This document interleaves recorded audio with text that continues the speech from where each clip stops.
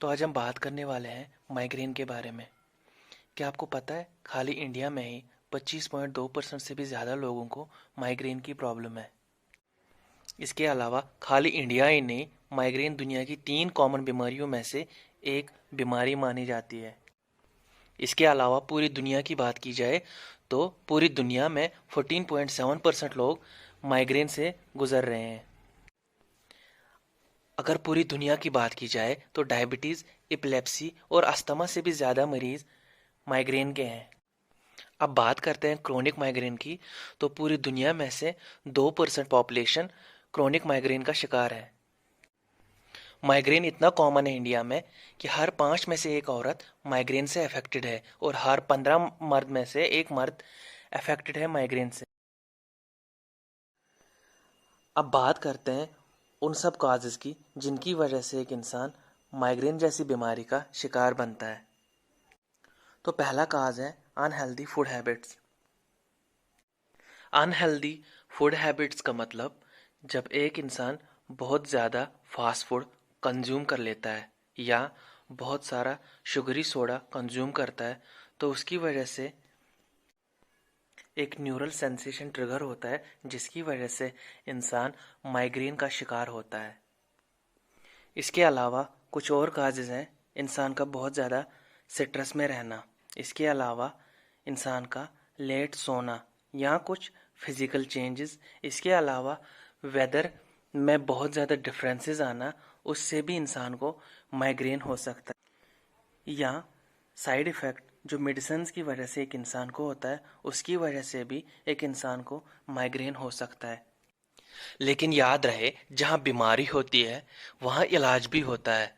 तो चलिए हम कुछ ऐसे घरेलू इलाजों के बारे में बात करते हैं जिनकी मदद से आप हमेशा हमेशा के लिए माइग्रेन से निजात पा सकते हैं। तो चलिए पहली रेमेडी की बात करते हैं। अगर आप सच में चाहते हैं कि आप माइग्रेन से निजात पाए तो आपको कुछ खाने की चीज़ें बंद कर देनी पड़ेंगी। जैसे वो खाने की चीज़ें जिनमें नाइट्रेट्स पाए जाते हैं, जैसे हॉट डॉग, बेकन, जैसे क्योर्ड मीट्स या सॉसेजेस। इसके अलावा आपको बंद कर देना पड़ेगा चॉकलेट्स या कुछ तरह की चीज़ें जैसे ब्लू चीज़, फेटा चीज़ या चेडर चीज़ या पामेजान चीज़। इसके अलावा आपको स्विस चीज़ भी बंद कर देनी पड़ेंगी। अगर आप शराब पीते हैं तो आपको शराब को बंद कर देना होगा, स्पेशली रेड वाइन। मैक्सिममली अगर आप शराब पीना बंद कर देते हो तो आपको माइग्रेन से उसी टाइम ही निजात मिल जाएगी। इसके अलावा कुछ और फूड्स जिनमें मोनोसोडियम ग्लूटामेट होता है, आपको वो चीज़ें भी छोड़ देनी पड़ेंगी। इसके अलावा वो चीज़ें जो बहुत ज़्यादा ठंडी होती हैं जैसे आइसक्रीम या आइस ड्रिंक्स, आपको वो चीज़ें भी बंद कर देनी होंगी। या जो पहले से ही पैक्ड या प्रोसेस्ड फूड्स होते हैं तो वो भी आपको बंद कर देनी होंगी। इसके अलावा बीन्स या कुछ किस्म के ड्राई फ्रूट्स आपको बंद कर देने होंगे। इसके अलावा आपको बटर मिल्क या सार क्रीम भी बंद कर देना होगा। अब बात करते हैं दूसरी रेमेडी की। 2012 के एक रिसर्च पेपर में पब्लिश किया गया कि वो लोग जिन्हें 15 मिनट से भी ज़्यादा टाइम का माइग्रेन अटैक आया, जब उन्होंने लेवेंडर ऑयल इनहेल किया तो उन्हें ज़्यादा जल्दी रिलीफ मिला एज़ कम्पेयर टू वो लोग जिन्होंने लेवेंडर ऑयल इनहेल नहीं किया था। आप लेवेंडर ऑयल को डायरेक्टली इनहेल भी कर सकते हैं या किसी और चीज़ के साथ डाइल्यूट करके आप अप्लाई भी कर सकते हैं एक्सटर्नली। अब बात करते हैं तीसरी रेमेडी यानी एक्यूप्रेशर की। 2014 की एक सिस्टम रिव्यू रिसर्च में पाया गया कि वो लोग जिन्हें क्रोनिक हेडेक्स होते हैं या माइग्रेन होता है, एक्यूप्रेशर की मदद से उनके माइग्रेन में बहुत ही ज़्यादा मदद मिली। अब बात करते हैं चौथी रेमेडी के बारे में यानी फेवरफ्यू हर्ब के बारे में।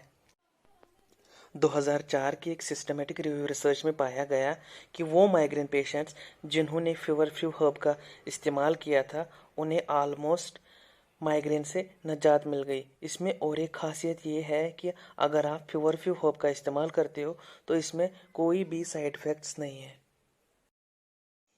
अब बात करते हैं पांचवी रेमेडी यानी पेपरमिंट ऑयल के बारे में। पेपरमिंट ऑयल में मेंथॉल पाया जाता है। मेंथॉल माइग्रेन के केस में इतना इफ़ेक्टिव होता है कि 2010 की एक स्टडी में पाया गया, वो लोग जो अपने माथे पे या फोरहेड पे मेंथॉल या पेपरमिंट ऑयल अप्लाई करते हैं, उनका माइग्रेन या माइग्रेन से रिलेटेड दूसरे सिम्टम हमेशा हमेशा के लिए ख़त्म हो गए। अब बात करते हैं छठी रेमेडी यानी मैग्नीशियम के बारे में।